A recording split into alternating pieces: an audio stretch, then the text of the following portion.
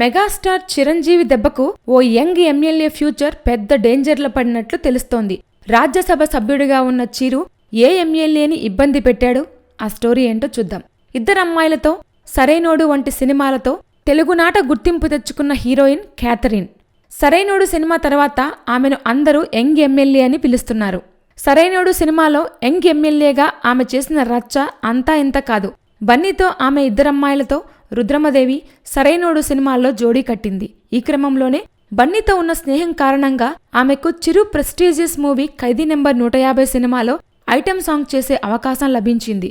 అయితే ఇగో సమస్య కారణంగా ఆ సినిమా నుంచి తప్పుకుంది క్యాథరిన్.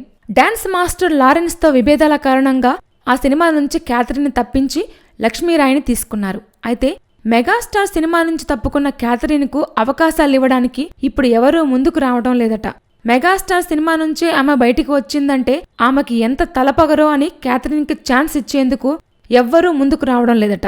వాస్తవంగా చిరు సినిమా నుంచి క్యాథరిన్ ఎందుకు తప్పుకుందో ఎవరికీ ఇప్పటివరకు తెలియదు గాని లారెన్స్తో విభేదాలని, చిరంజీవి కూతురు సుస్మితను ఎదిరించిందని ఇలా పలు వార్తలు వినిపిస్తున్నాయి.